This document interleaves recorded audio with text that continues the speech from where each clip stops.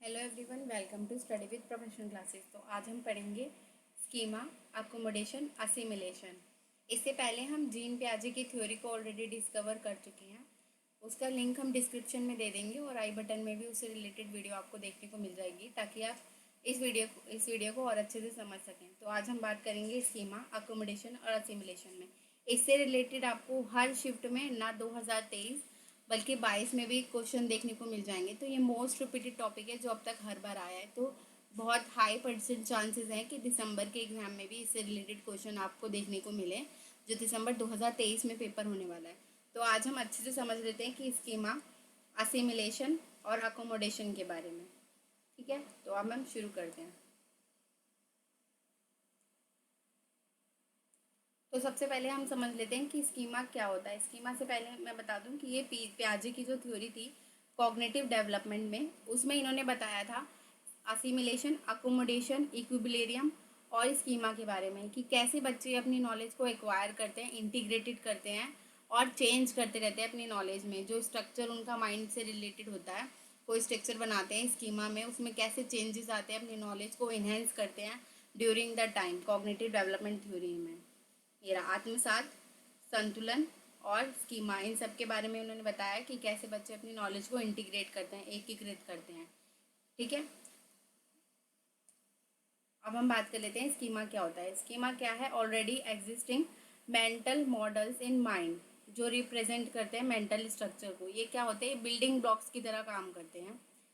इन्हें क्या कहते हैं? Rooms of packets of information भी कहते हैं। क्यों? क्योंकि ये क्या इंफॉर्मेशन को स्टोर करते हैं पैकेट्स की फॉर्म में। ठीक है, बहुत सारे जब पैकेट्स हो जाएंगे तो वो क्या कहलाएंगे? मेंटल ब्लॉक्स कहलाएंगे, मेंटल ब्लॉक्स ऑफ नॉलेज या फिर बिल्डिंग ब्लॉक्स। ठीक है, ये रहा। एक ज्ञान का निर्माण करते हैं, खंड करते हैं। जानकारी को पैकेट्स भी कहते हैं, जानकारी के विभिन्न पैकेट्स को, इंफॉर्मेशन को पैकेट्स भी कहते हैं। फॉर एग्जाम्पल, बच्चा बच्चे ने पहली बार किसको देखा? हॉर्स को देखा। फर्स्ट टाइम हॉर्स को देखा, तो उसने हॉर्स के बारे में क्या बनाया? स्कीमा बना लिया। स्कीमा क्या होगा उसके माइंड में? कि हॉर्स कैसा है? बिग साइज का है, हेयर्स है, 4 फीट है और एक टेल है। जब भी बच्चा ऐसे जानवर को देखेगा जिसके 4 पैर होंगे, टेल होगी, बाल होंगे बॉडी पे, ठीक है, तो और बड़ा होगा साइज में, तो वो क्या कहेगा? उसे हॉर्स कहेगा। ये क्या है? उसका स्कीमा है। जब भी किसी फर्स्ट चीज़ को बच्चा पहली बार देखेगा, उससे रिलेटेड माइंड में कुछ कॉन्सेप्ट को डेवलप करेगा। ठीक है, पैकेट्स ऑफ इंफॉर्मेशन अपने माइंड में डेवलप करता जाएगा, ताकि वो क्या कर सके? इन्फॉर्मेशन को एक्वायर कर सके। और ये पैकेट्स ऑफ इंफॉर्मेशन क्या होंगे? बिल्डिंग्स ब्लॉक्स ऑफ नॉलेज होंगे। जैसे घर बनाने के लिए सबसे पहले नींव रखी जाती है ना, पहली नींव रखी जाती है, उसी तरह से जब बच्चे का कॉग्निटिव डेवलपमेंट होता है, तो सबसे पहले पैकेट्स ऑफ इंफॉर्मेशन को क्या कहते हैं? बिल्डिंग्स ब्लॉक्स ऑफ नॉलेज कहते हैं। उसी के बेस पर अपना बच्चे क्या करते हैं? नॉलेज को डेवलप करते जाते हैं। फॉर एग्जाम्पल, अब हम इससे रिलेटेड अपने एग्जाम में देखें। एक सेकेंड। फॉर एग्जाम्पल, आप यूजीसी नेट का एग्ज़ाम दे रहे हैं। ओके, यूजीसी नेट का एग्ज़ाम दे रहे हैं, तो आपके माइंड में क्या स्कीमा बना हुआ है? कि कुछ सर्टेन चैलेंज हैं यूट्यूब पर जो आपको इससे रिलेटेड इन्फॉर्मेशन प्रोवाइड करते हैं। तो ये जो सर्टेन चैलेंज बने हैं आपके माइंड में पैकेट्स ऑफ इंफॉर्मेशन की फॉर्म में, ये क्या है? स्कीमा है। ओके,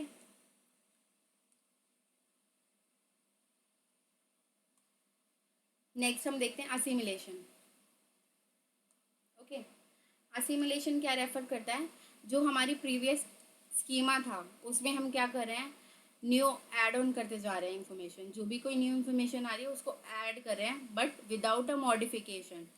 ठीक है, मौजूदा मानसिक संरचनाओं में नई जानकारियों को बिना संशोधित किए गए ऐड करते जा रहे हैं। सिर्फ यहाँ पे क्या होता है?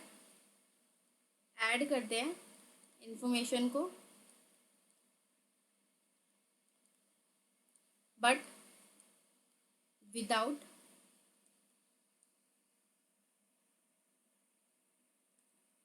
मॉडिफिकेशन, मॉडिफिकेशन के बिना।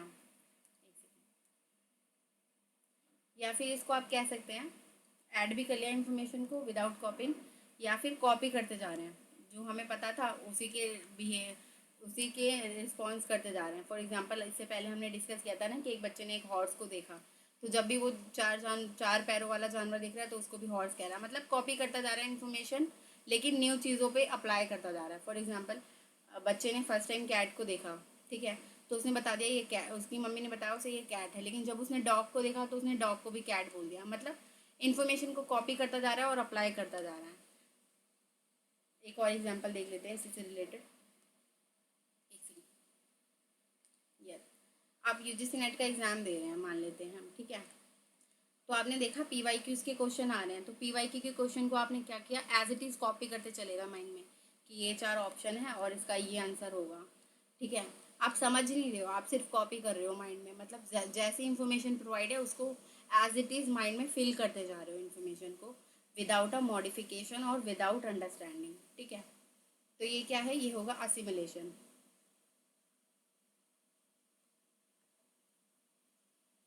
नेक्स्ट एक टर्म और आ जाती है अकोमोडेशन।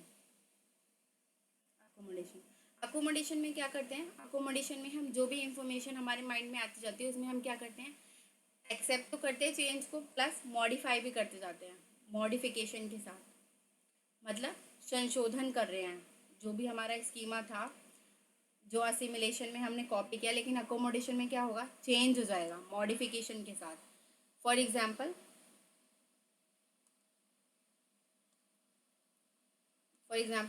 आप यूजीसी नेट के पी वाई क्यू को अभी तक क्या कर रहे थे, सिर्फ कॉपी कर रहे थे, लेकिन स्टडी विद प्रोफेशनल क्लासेस पे पी वाई क्यू की डिटेल सीरीज चल रही है, ठीक है, वहाँ से आप क्या कर रहे हैं, पी वाई क्यू को डिटेल में कम्प्रीहेंसिव वे में समझ रहे हैं नए नए कॉन्सेप्ट को। तो अब आप क्या कर रहे हैं, इससे रिलेटेड जब भी कोई कॉन्सेप्ट आएगा आपके एग्जाम में, तो आप उस कॉन्सेप्ट को समझेंगे, उससे रिलेटेड 4 ऑप्शन दिए होंगे, तो आप सेम कॉन्सेप्ट के नए क्वेश्चन जब बनेंगे तो नए क्वेश्चन को भी क्या कर पाएंगे, सॉल्व कर पाएंगे। ये क्या है, ये होगा अकोमोडेशन। जब आप अपनी नॉलेज को क्या कर पा रहे हैं, नॉलेज को अप्लाई कर पा रहे हैं डिफरेंट सिचुएशंस में। ओके, वापस हम इस शीट पे आ जाते हैं। फॉर एग्जाम्पल, हमने देखा था कि बच्चे ने पहली बार हॉर्स को देखा या कैट को देखा, तो असिमिलेशन में क्या था, वो बच्चा कैट को देख रहा था या डॉग को देख रहा था, दोनों को ही कैट बोल रहा था, लेकिन अब बच्चा क्या करेगा, कैट के फीचर और डॉग के फीचर दोनों को कैटेगराइज कर पाएगा, डिफरेंट वे में बता पाएगा, जो उसका स्कीमा था उसमें मॉडिफिकेशन हो गया है उसके साथ एक्सेप्ट कर पाएगा। ओके, नेक्स्ट हम बात कर लेते हैं इक्विबिलियम। इक्विबिलियम क्या होता है, जब हमारे असिमिलेशन एंड अकोमोडेशन में क्या हो जाता है, बैलेंस हो जाता है दोनों के बीच में, दोनों बैलेंस की तरह एक्ट करने लगते हैं। फॉर एग्जाम्पल, यहाँ पे हम देख रहे हैं इस इमेज में, बच्चे ने पहली बार कैट को देखा और डॉग को देखा, दोनों को कैट बोल रहा था असिमिलेशन में, लेकिन अकोमोडेशन में दोनों में अंतर करने लग गया। तो जो उसका असिमिलेशन है और अकोमोडेशन है, जब इसके बीच में बैलेंस एक्ट होने लगेगा तो वो हो जाएगा इक्विबिलियम।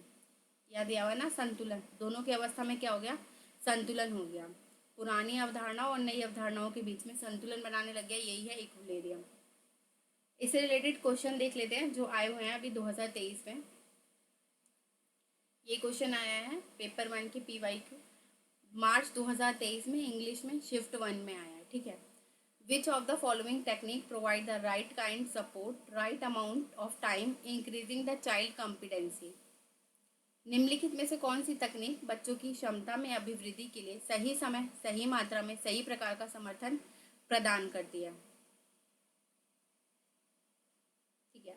इसका आंसर क्या है, स्कैफ फोल्डिंग।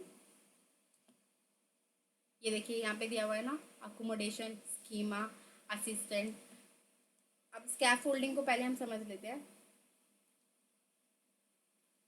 स्कैफ फोल्डिंग किसने दिया है, स्कैफ फोल्डिंग दिया हमारा वाइगोस्की ने। एक सेकेंड, स्पेस बना लेती हूँ यहाँ पे मैं।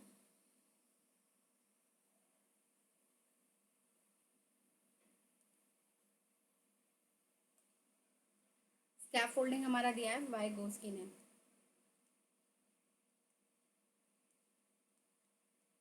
वाइगोस्की की थ्योरी सोशो कल्चर में, ये वीडियो भी आपको हमारे study with professional classes channel पर मिल जाएगी। वाइगोस्की की थ्योरी वो भी अच्छे से कवर की गई है, ठीक है। वाइगोस्की में स्कैफोल्डिंग में उन्होंने क्या बताया था, स्कैफोल्डिंग वो जोन होता है जिसमें बच्चे को क्या प्रोवाइड की जाती है, हेल्प प्रोवाइड की जाती है ताकि वो उससे रिलेटेड काम को कर सके। फॉर एग्जाम्पल, एक बच्चा साइकिल चलाना सीख रहा था, लेकिन साइकिल चलाना उसे आ नहीं रही थी, खुद नहीं सीख पा रहा था, तो उसकी उसकी मम्मी या उसकी फ्रेंड ने उसे सेल्फ हेल्प प्रोवाइड की ताकि वो साइकिल चलाना सीख पाए। ठीक है, तो ये साइकिल चलाना किस तरह की हेल्प में, ये स्कैफोल्डिंग है। मतलब वाइगोस्की ने 3 तरह के जोन बताए हैं। ठीक है, ये हैगा ZAD, zone of achievement development, यहाँ पे बच्चा खुद कर सकता है काम को। लेकिन ये जोन होता है हमारा ZPG, zone of proximal development, यहाँ पे बच्चे को हेल्प प्रोवाइड की जाती है ताकि वो ZAD से ZPD तक आ सके। ठीक है, तो इसी ZPD के जोन में जब बच्चे को हेल्प प्रोवाइड की जाती है, उस हेल्प को क्या बोलते हैं, स्कैफोल्डिंग कहते हैं। ओके, बाकी ऑप्शन को अब हम देख लेते हैं।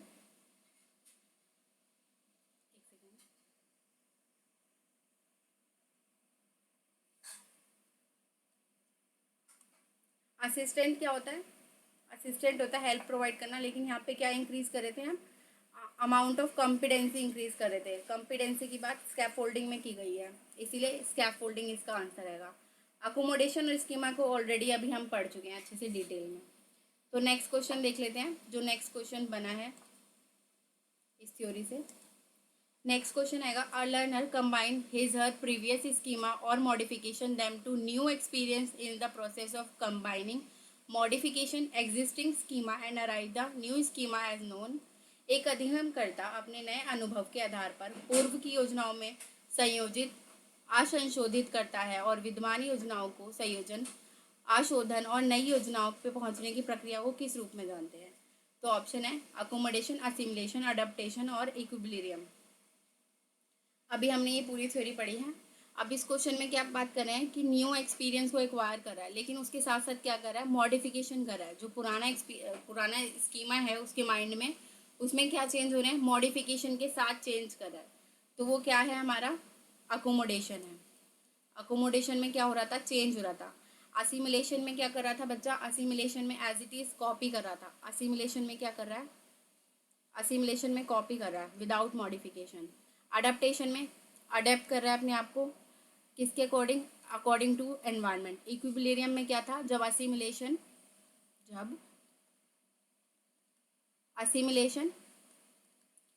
और अकोमोडेशन में क्या आ रहा है, एक बैलेंसिंग स्टेज बन रही है दोनों के बीच में, तो उसे कहेंगे इक्विलिब्रियम।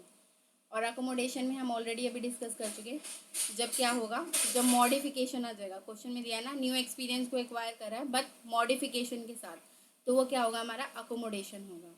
ओके,